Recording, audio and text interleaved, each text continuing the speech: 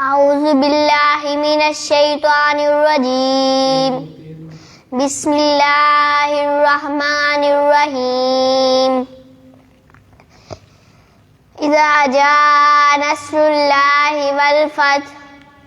ورأيت الناس يدخلون في دين الله أفواجا فسبح بحمد ربك واستغفر إنه كان توابا بلغ الأولى بكماله كشف الدجى بجماله حسدت جميع خصاله صلوا عليه وآله